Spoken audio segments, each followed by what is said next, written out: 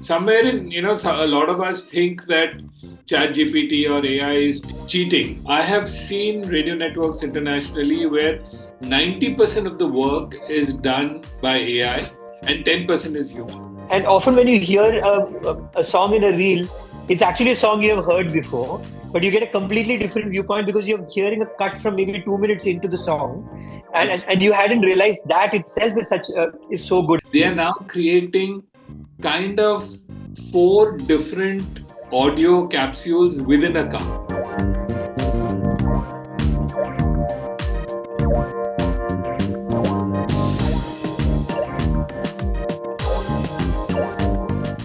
Hello and welcome to another episode of Our Own Devices. And as we have been talking about AI over the past few weeks, and I think some of you might be getting a little bored about the topic also, but see, it is the elephant in the house and we have to address it. So we are going to look at one more aspect of AI and something we haven't talked about so far.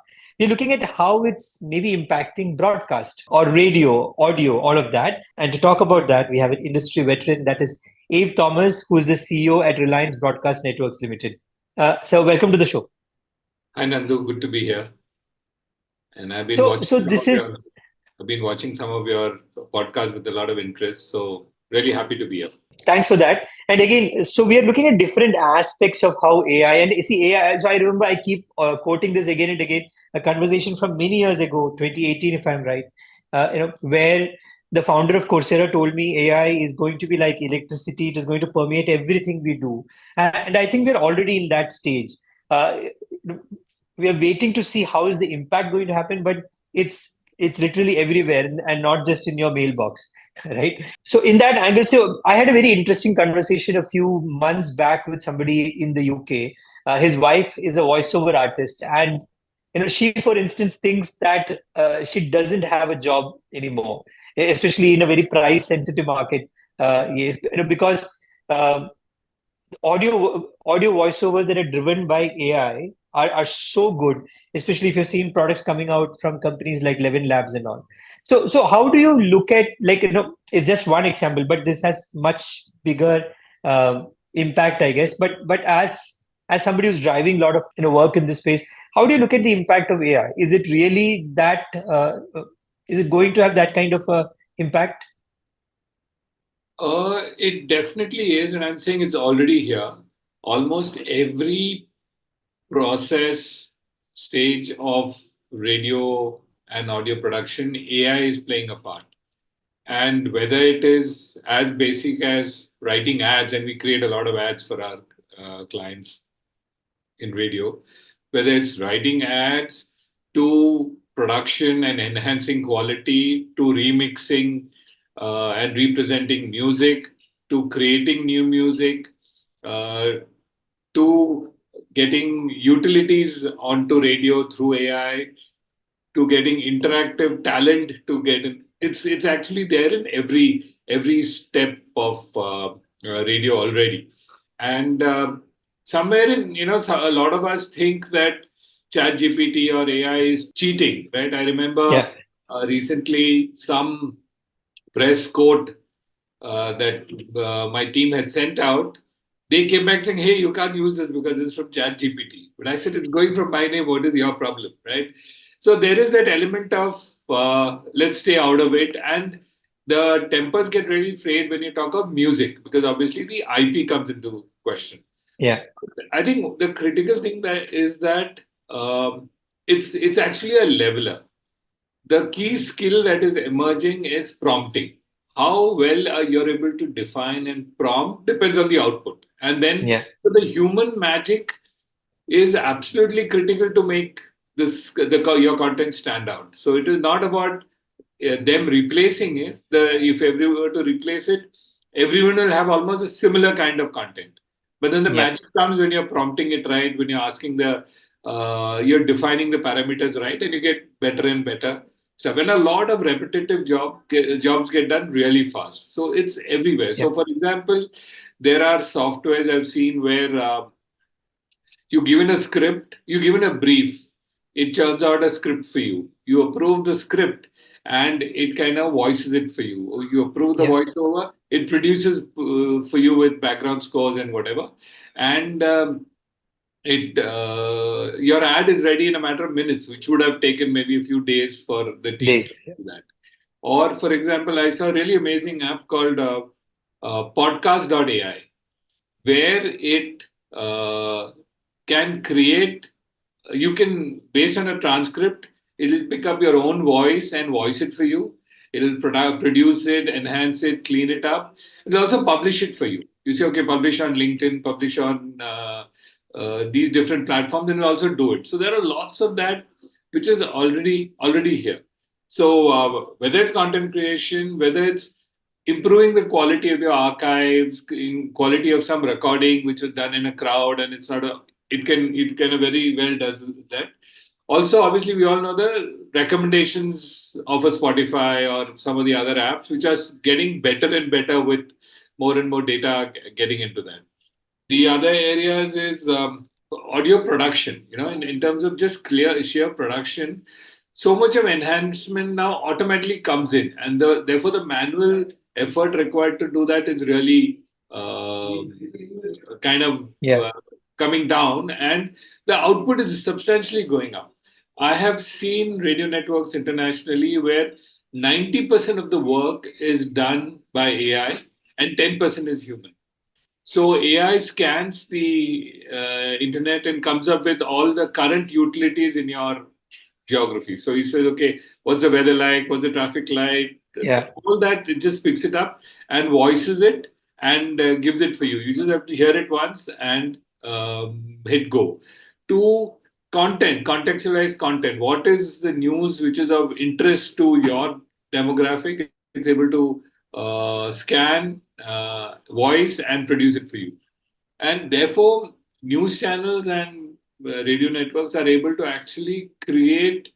Uh, yes, 90% of the work is getting done by AI, but the human intervention is required to enhance the quality. Otherwise, Yeah. there'll be Yeah. no English. Like we all have learned when we were trying Google Translate and the kind of errors that would come in. And now, as we go into regional in our country, it's obviously will take some more time to get better, but it's already here, and Yeah. we are seeing this across. So, copywriters are becoming great chat GPT prompters, trying to get the best output out of copy rather than writing Yeah. copy. So Yeah. that change is already here, and it's not something that we're talking about in the future. And now music, right? I like the purists feel that music should be left at as it is. You shouldn't remix it and you shouldn't repurpose it and all that. But the flip side is for this generation, if you don't repurpose it and represent it to them, this melody and this music will die, right? Instagram Reels are a great example of a lot of music which is getting repurposed with new visuals, Yeah. and people are loving it. So there is a need to keep the melody alive and forever, and this AI can do this beautifully. Obviously, there are the ethics involved. It's about getting the rights to do that and sharing the revenues with the creators and all that. But it's now possible to enhance your 40s, 50s, 60s music and represent it to our current audience in a manner that appeals to them, right? And that I'm not sure even a human can do it as well as probably AI can, because it's obviously that much Yeah. more data intelligent from that point of view. So there's a huge amount of utility for AI to enhance the quality of the experience, to can create personalized experiences. See, Yeah. another thing we see in these times, and you guys know this best, is there is unrepresented opinions and views are also becoming great content, right? For every pro Virat story, there's an anti Virat Yeah. story. Yeah. Yeah.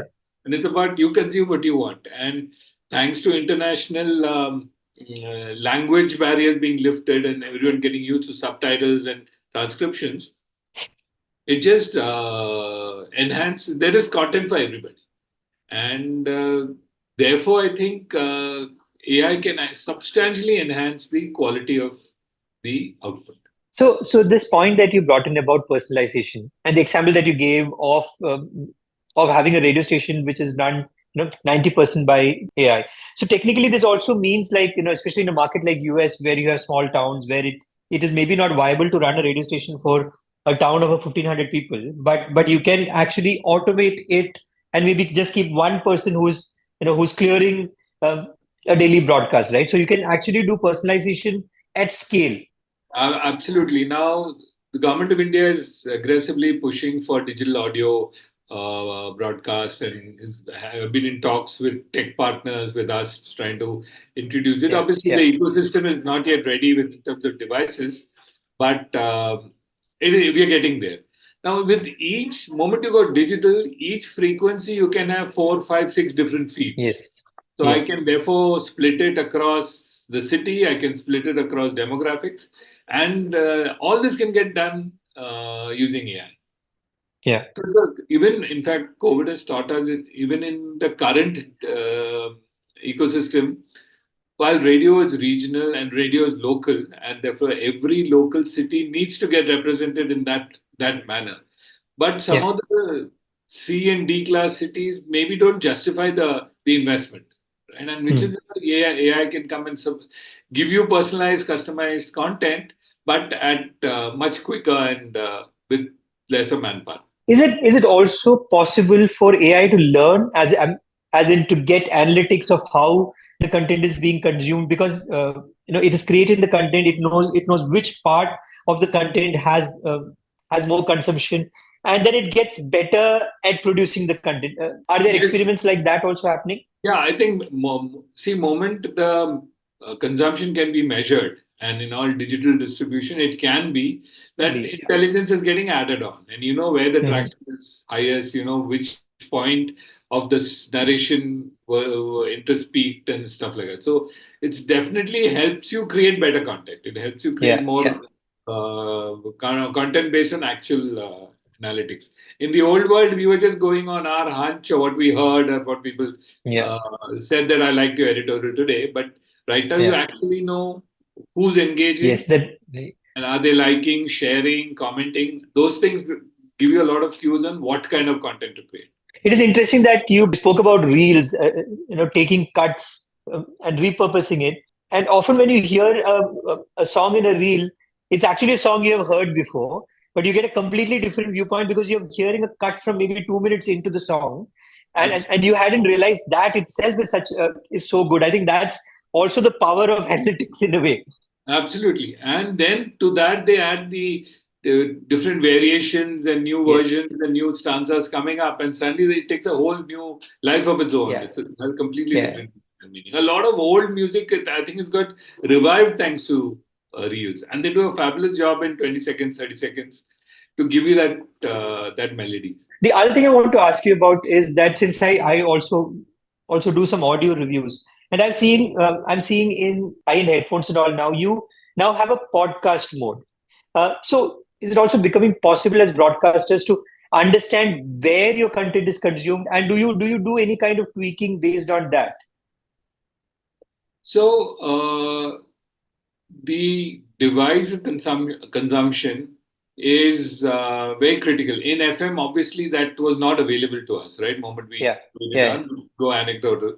But moment you're seeing content getting consumed on smart speakers, getting consumed on digital audio devices, immediately a lot more information comes up in terms of who, what kind of person, and where is the interest. So, therefore, when you're creating content for multiple devices, you can actually use that intelligence to say that this is going to a younger audience, so let me kind of cut it differently compared to yeah. this. So this podcast.ai actually creates small clips of your own podcast, and you're able to then define what kind of cuts you want, and therefore it can go into different platforms accordingly. So AI is obviously it helps you to do all this and more.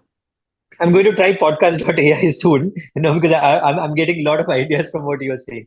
The other thing I wanted to ask you about is that a lot of us now consume radio, maybe primarily in the car. How do you look at that space? Because I've had conversations again with tech companies who think, for instance, this is the best audio environment because it's an insulated kind of thing. Even if you're at home, there are so many other noises that could impact you. But in a car, you can actually control the environment, give the best possible experience on audio. Do you keep that in mind while producing, and how do you look at the entire car segment?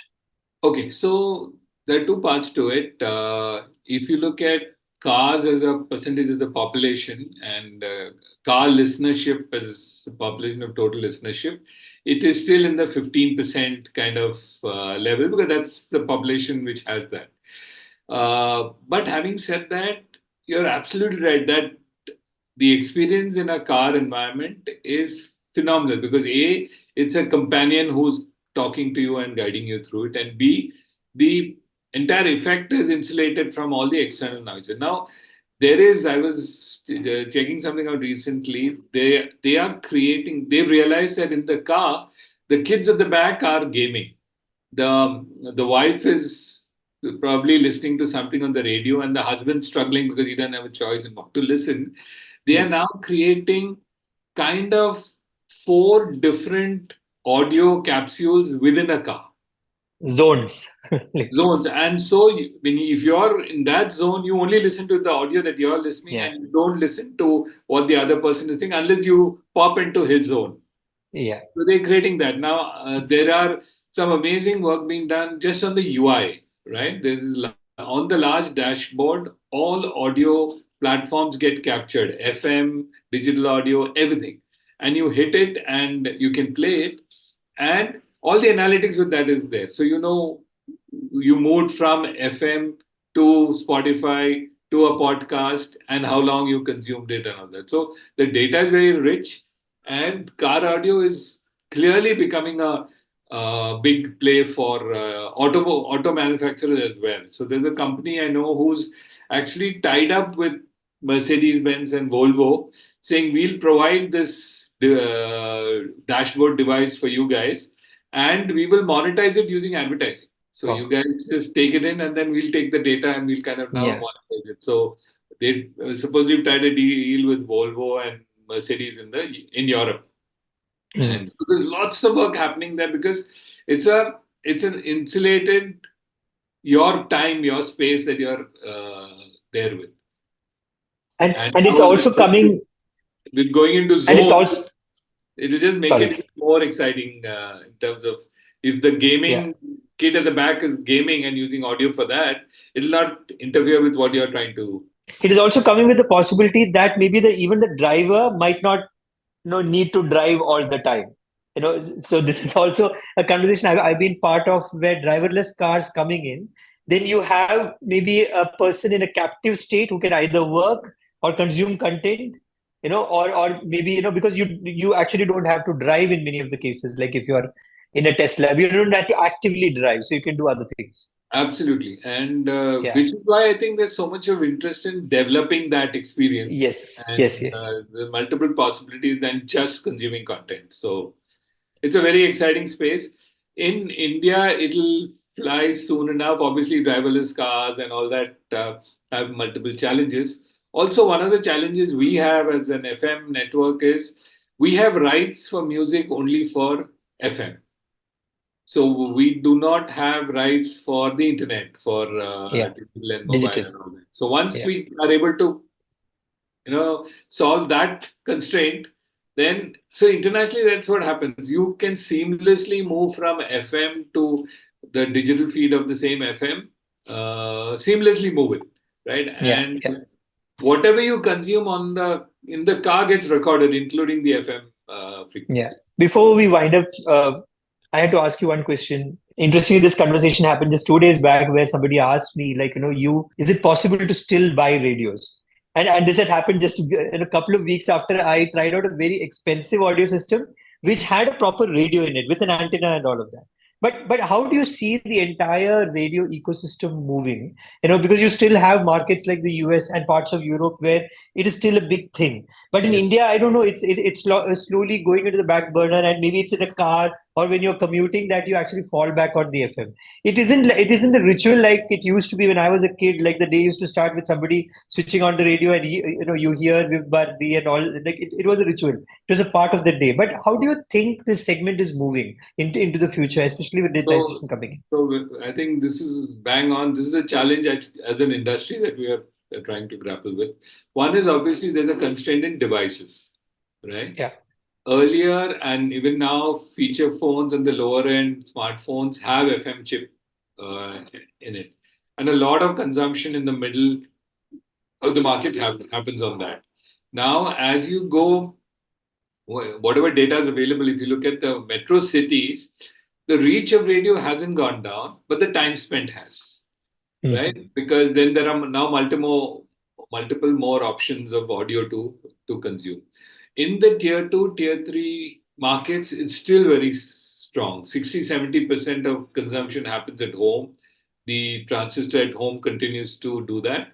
The feature phones and the low end smartphones also have FM, right? Mhm. Now, one of the things that we are in talks with in a lot of countries, FM is comes on mobile phones because FM is used as a disaster management thing. So we are Yeah. in fact the TRI AI made a recommendation that mobile operators must not block the FM chip in their hardware because it's the best for disaster management, and the Yeah. authorities can directly come on air and talk, or our own radio personalities can do that. So that is a discussion which is currently happening in terms of, because of disaster management, can you ensure, and most of them have the chip. The high ends may not have, but they don't have a UI. So even if the chip is in your phone, you cannot access it, Yeah.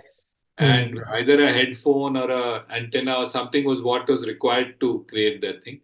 So a lot of talks are in play to try and get FM activated on mobile phones. That will be a huge step. Yeah. Digital audio broadcast, DRM, DAB, are tests are going on in different cars. A lot of Hyundai cars already have it as a test. So if the devices grow, then digital audio can will also grow, and that will kind of really expand the reach of the medium. As we speak, time spent in the metros is under threat. I get the sense that AI is going to be maybe it's going to drive the future of what is maybe the oldest tech thing that we still have in a way, which is radio. And it'll be a fascinating future to look forward to.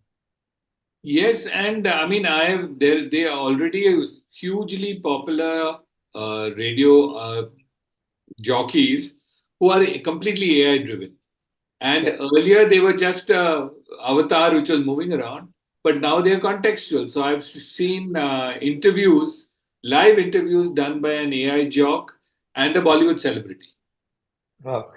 and so it's already here. And they're I'll share that link with you where there's a conversation between Manoj Bajpayee and the radio jockey on, which is contextual, right? They're responding to what Yeah. each one is saying to each other, and so it's already here. We are working on a pilot to actually create a request show based on the cues that the caller is Giving. giving Okay. to pick up that he's heartbroken, so he needs a love song, or he needs a pick me up song, or whatever. So we're Mhm. trying to make it contextual, which is interesting. Just having an Yeah. artificial voice doing that is not exciting after the first time you hear it. Internationally, a lot of talent has lent their voice. So if you hear, "Hi, this is Tom Hanks, and this is my AI generated voice," as a disclaimer right in the beginning, and then you have content Yeah. narrated by Tom Hanks. So a lot of those things are happening. The legal challenges are there. We're still not clear in terms of how does one handle that in terms of where the talent stays, where the fake stay. Because using AI, I can get rid of the talent and use his voice forever. Or even after Yeah. the talent Yeah. dies, the voice can be alive and all that. So those are challenges, obviously, which we'll deal with as we go along. But it's already here. It's not coming. It is like you're paying 10 rupees for a cup of tea, at a roadside vendor, and you suddenly hear Amitabh Bachchan saying, "Yeah, 10 rupees mil gaye," right? So this kind of use cases are creating new opportunities. So, sir, thanks for coming on the show. Very fascinating discussion. And again, this is a topic we don't really talk about, but it's there. It is the BGM of our lives, which is radio. Oh, absolutely. It's here. It's not, and it's getting better. Yes, languages will be a challenge, and all that. But I'm sure tech will crack that in no time. So our entire objective has to be how do we use this to get better Yeah. rather than worry about are we getting replaced. So, and repetitive jobs should get replaced. I mean, that's it. So everybody enhances. Yeah. Like when um, or shorthand and typing skills evolve to a different level, right? In terms of the way we're using it. So I'm extremely optimistic about what's in store in the future. So you are listening to Abe Thomas, who's CEO at Reliance Broadcast Network Limited. We'll be back again next week with another guest and a lot more insight. Till then, we are available everywhere you listen to your podcasts.